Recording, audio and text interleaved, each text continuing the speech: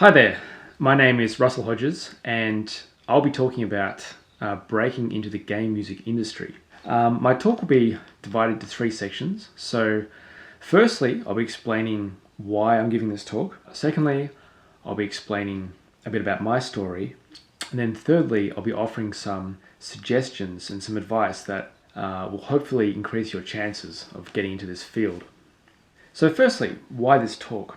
Well, because there's a need for it. There are lots of people who want to become game composers. It's actually a really good time to get into the industry, but at the same time, it's not an easy field to get into, and people are looking for advice on how to go about it. So if you're watching this, I assume that you have some interest in writing music for games. And I mean, who wouldn't want to, right? It looks like the ultimate job. What could be more exciting than writing music for games? I mean, I think about my favorite game series of all time, Command & Conquer and Red Alert. And that music is considered one of the best and most influential of all time. I mean, that music just blew my mind when I was a kid playing it for the first time. And really, that game would not be the same without that music. So, music has the power to transport people into another world. And who wouldn't want to be part of creating that? So, as a composer myself, or as a game composer myself, my successes have been relatively modest. I've worked on some games that have been really popular, and I've released a game on Steam, and now I have 2 commercial projects that I'm involved in. So I'm not some famous composer, but even with my small successes, I've had 3 people contact me out of nowhere asking for advice on getting into the industry. And I also know from talking to my musician friends and colleagues that a number of them are interested in getting into it too. Secondly, the industry itself is growing. The worldwide gaming industry is now bigger than the film industry of the entire world and North America's sports industry combined, right? So it's absolutely huge, and it's growing faster than it ever has. And unlike many entertainment industries, the video game industry actually benefited from the pandemic. So take a look at this chart. As you can see, the game industry grew more in 2020 than it did in 2018 and 2019 combined, directly due to people being locked down and at home playing more games. Additionally, things are really starting to get interesting in Australia. You may know that the Australian government has recently brought in some big tax incentives for game companies operating in Australia. And there are a number of other incentives and grants being offered through Film Victoria, for example. You can read all about this online. I mean, the whole motto of GCAP this year is raising the bar, right? So things are poised to grow and develop, and it's a really exciting time to be getting into the industry. There are more games being created than ever before, and more games means more game music, and that means that more game music composers are required. However, and this is my third point, it's not an easy field to get into. You can't study a course and then have a guaranteed job as a game composer. It doesn't work that way. The field is competitive, and it's based on relationships and skills more so than qualifications. Additionally, there has been a revolution in home studio composing in the last 5 to 10 years, and prices for equipment and software have come down, and usability and user interfaces have vastly improved. And now everyone with access to a computer and some expendable income has the ability to write music in whatever style they want to. I regularly come across teenagers on YouTube who are composing, mixing, producing full cinematic soundtracks. Spitfire Audio, released their BBC Symphony Orchestra not too long ago for free. And that orchestra is better than the virtual orchestras you could buy 15 years ago that cost $10,000, right? So barriers to entry into home composing have basically disappeared in the last 5 years, which is fantastic. However, it has greatly increased competition. So while there are lots of games being made and lots of game music is required, there are more people jostling for these opportunities.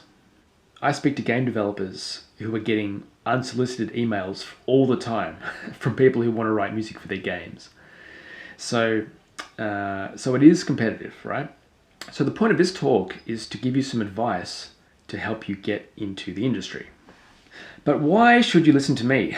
Well, good question.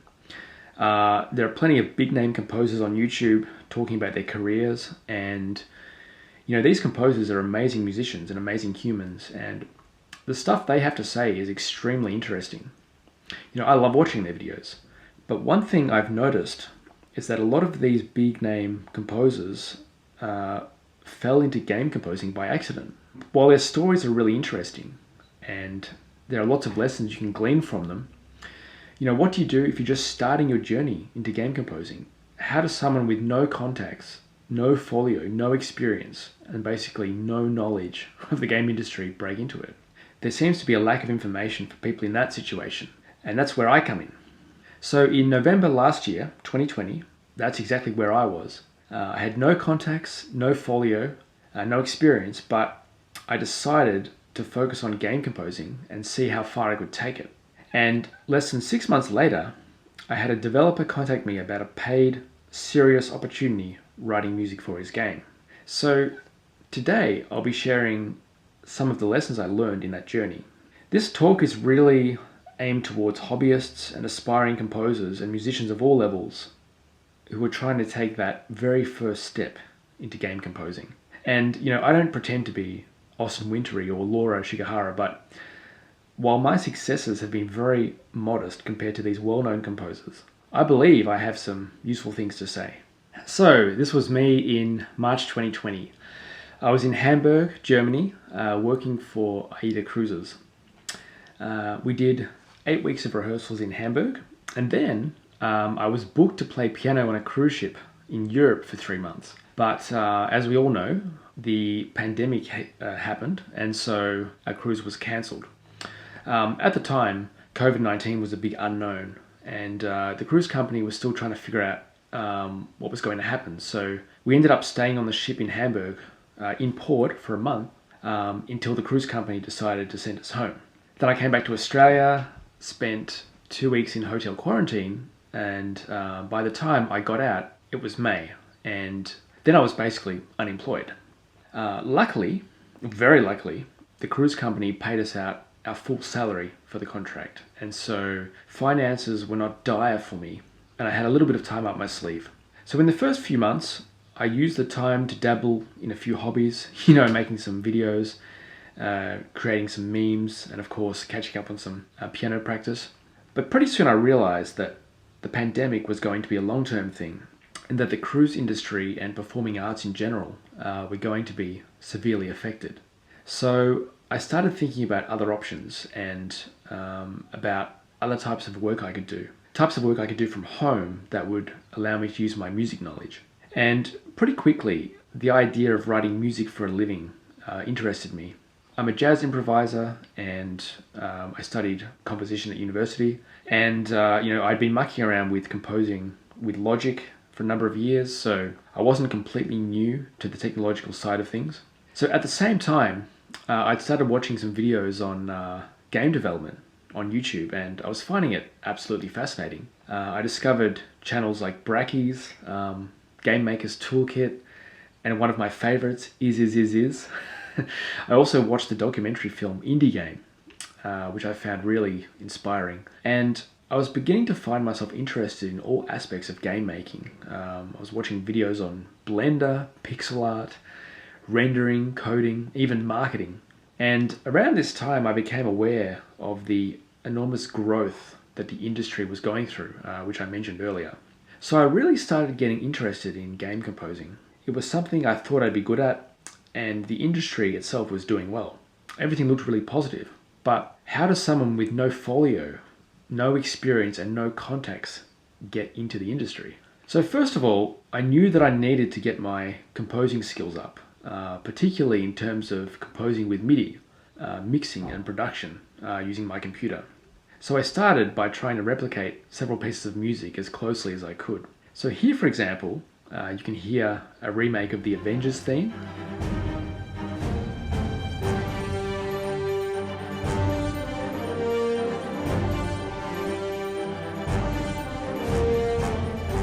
And here is a remake of the Plants vs. Zombies theme.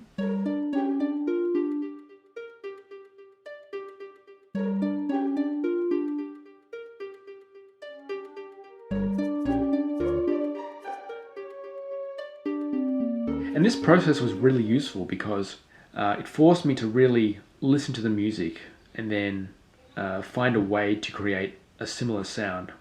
I also did a course called Syntorial, which is a course designed to teach you how to make sounds with a synthesizer. It's an excellent course. I highly recommend it.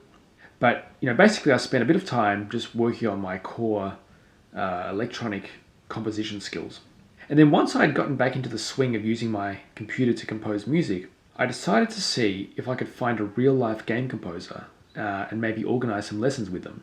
So I did a Google search and I found Amy Bastow, an Australian composer who primarily writes music for TV, but has also composed music for a game called Agent A, which has been quite a successful game.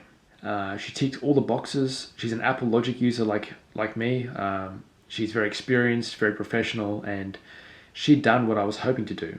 So I booked an online lesson, and she turned out to be a great person and a great teacher. And I showed her some of the MIDI mock-ups that I had been writing. She gave me some great advice on using plugins and mixing my music. And one amazing thing she did for me was to put me in contact with two well-known Australian game composers. And she put in a good word for me. So I contacted these two composers. One of them didn't reply at all. Oh well. But the other person got back to me, and that was Michael Allen, composer for some pretty well-known games, including most recently Mellow. And he just turned out to be a super nice guy. He was really happy to offer industry advice, and later on he listened to my music and gave me some feedback. So I emailed him, and he replied with some key pieces of advice, and in the following months I tried to follow his advice as closely as possible. One of the most fundamental things that Michael recommended was learning how to compose music in any style. So for my first little assignment, I set myself the challenge of writing 8 pieces, just 1 minute each, but all in different styles. That was a project that would really push me to develop my skills, and at the end of it, I would have the beginnings of a decent folio to show people. So remember, at this point, I didn't have a folio. I wasn't new to composing, but I only had a handful of eclectic pieces that I'd finished, and I knew I needed to get a folio together as soon as possible. So over a week and a half, I wrote 8 short pieces and I put them on SoundCloud. Each piece was based on a different style that you can find in game music. So I'll show you a few of the pieces that I wrote. The very first piece I wrote was this medieval theme. As you can hear, there's harp and a few medieval percussion instruments. So this would be suitable for, walking around some kind of medieval town. I decided to write a chiptune piece.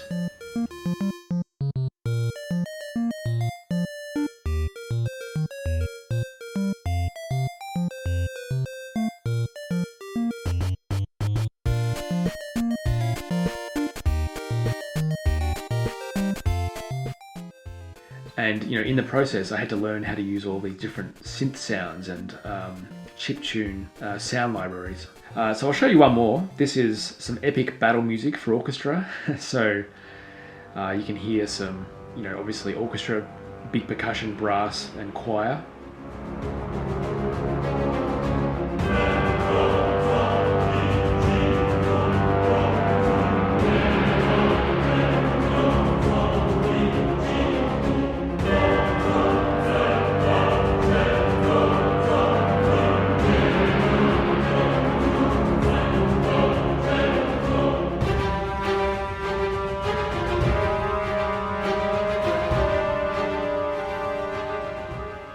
With each piece that I wrote, I had to learn to use a different set of instruments, how to mix everything, and really how to capture the essence of that particular style. It was an extremely valuable experience, and it really fast-tracked my development as a computer-based composer. So at the end of that week and a half, I had a little folio that I was pretty happy with and that I could start showing people. The second thing that Michael Allen said was really important was networking. He suggested that I get in touch with the students at Swinburne who were studying game dev. So I found them on Facebook, and then basically added myself out of nowhere to their Discord server and introduced myself. I had never used Discord before, so that was something new I had to learn. And they turned out to be just a great group of people, very enthusiastic about what they were doing, very welcoming. And within a day or two of joining the group, they asked me if I was interested in being part of a game jam. So I said to them, well, what's a game jam? So a game jam is an event held online or in person in which small teams try to create a game from start to finish in a given time period, typically 2 days to several weeks or months. And it just so happened that they were about to do a game jam just as a student group. And when I told them that I was interested in game composing, they asked me if I was interested in writing music for their game jam. I had absolutely no idea what I was doing, but I said yes. Which brings me to the first game that I wrote music for. I Want to Become Fondue.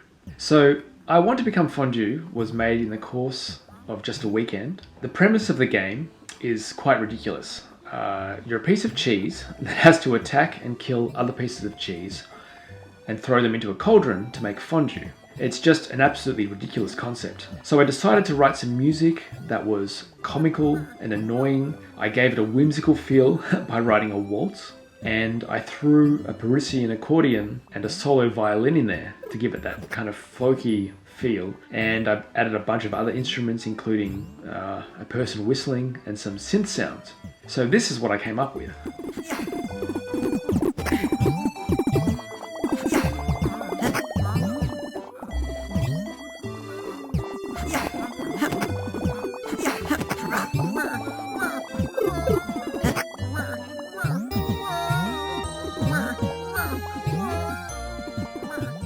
So considering the time frame that game was made in, and that it was made by students, they did a really great job. The team I was working with loved the music, and it was a great experience working with them.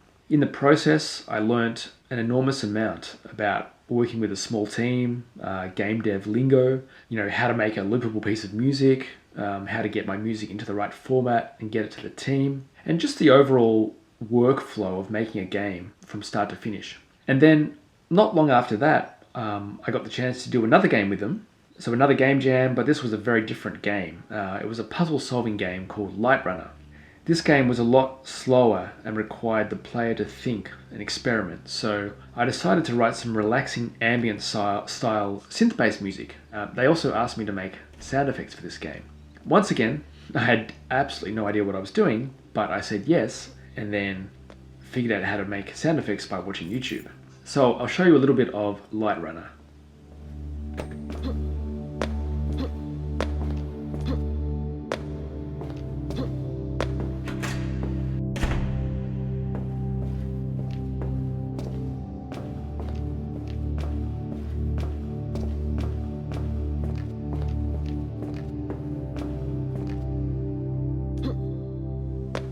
And at that point, I was hooked.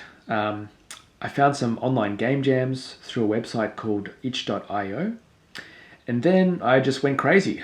I started doing game jam after game jam. Over the course of 6 months, I did 15 game jams, and you can see all of them on my itch.io page. Some of these games I'm really proud of, others I'm definitely less proud of, but I put them all up there, and you can take a look at them later if you want. With each and every game that I worked on, I learned new skills, covered a different musical style, and met some amazing people from around the world. My follow was getting better and better, week after week, and I was becoming more experienced, so I could become more selective with who I chose to work with. And somewhere during this process, knowing how important networking is, I started hot desking at the arcade. So the arcade, as you know, is a shared workspace in South Melbourne where a number of game companies are set up. There's a hot desking area there, and a bunch of freelancers in the game industry, as well as a bunch of other creatives, work there and hang out. So I started coming in a couple of days a week with my MIDI keyboard to write music and to talk to people. So back to the composing. So I won't talk about every game that I wrote over those 5 or 6 months, but I will mention 2 games that were pivotal in my development as a game composer. Noir Punk and Tethergeist. So Noir Punk was a game that I worked on as part of the Black and White Game Jam, which was a game jam that had the constraint that our game could only use white, black and grey colours. So Noir Punk is a puzzle-solving detective game with some platform elements. And I worked on this one with a brilliant international team over a 2-week period. I was really proud of how the game turned out in the end. And this game was a milestone for me because we ended up releasing it on Steam a short while later. So at the end of every game jam, the entries are ranked by popularity and based on criteria like music, originality, visuals, etc. And out of 214 entries, we came in at 7th overall, which we were pretty happy about. The winning game was called Jazz in Black and White. It looked interesting, so I played it, and it was really inventive and clever and really well programmed. So I messaged the game developer, a guy named Jordan who had made the game by himself, and I told him that I really liked his game. And he had a play of Noir Punk, and he really loved our game, in particular my music. So he emailed me, telling me how much he was impressed by the game, and that started an email correspondence between us. And so at a certain point I said to him, why not work together in the future? And he was really open to that idea. So a short while later, Jordan got in contact with me and asked if I was interested in working with him to make a game for the Game Maker's Toolkit Game Jam, one of the biggest and most famous game jams in the world. So every year, thousands of teams from around the world submit a game to this game jam based on a theme that's announced at the start of the 48-hour game making period. At the conclusion of the events, the games are ranked in overall popularity. And then Mark Brown, the guy who runs the Game Maker's Toolkit YouTube channel, picks his favorite 20 games out of the top 100 and makes a video about them. This video gets a lot of publicity. The 2020 Game Jam video, for example, has over 1.7 million views. So naturally, I jumped at the opportunity. Our team ended up making a charming 2D platformer called Tethergeist. The interesting mechanic in this game is that your spirit can separate away from your body and pass through walls, which leads to interesting mechanics and puzzles. So I wrote some electronic-based music that was peaceful, charming, with some world music elements. And Jordan also requested that I add some complexity to the music, so I added a bunch of contrapuntal textures. So out of more than 6,800 entries, we came 19th overall, which we were really happy about. We received a lot of messages from people around the world who loved the gameplay, the visuals, the music. Unfortunately, we weren't picked as one of Mark's favourite 20 games, so we didn't make it into his video, but coming 19th proved to me that I was able to A, network successfully to find a great team and work with them to make a really convincing game, and B, write music that gamers genuinely liked. So I think at that point, I really started to feel like I was a game composer. So it was around this time that I got my first paid work offer. I was contacted by an Australian developer working on an RPG. I'm not at liberty to discuss the project, but I will say that we're highly interested in working with each other. I've written them a sample of music, which they really liked, and we've been negotiating a fee and talking about the time frame of the project. The second commercial project I'm working on is a bigger and better version of Tethergeist. We're looking at adding a bunch of new levels and gameplay and then releasing it commercially. So the team I'm working with is based in the US and it consists of myself, several programmers, including Jordan, who I mentioned earlier, and several artists. They're an amazing team. I have great faith in them, and I'm really looking forward to seeing how this project unfolds. At the moment, we're putting together a Kickstarter to partly fund us through the development of that project, and in terms of revenue, we're looking at a profit share model upon release. So, that's my story. Now, I have 9 pieces of advice for anyone who's beginning their journey into game composing.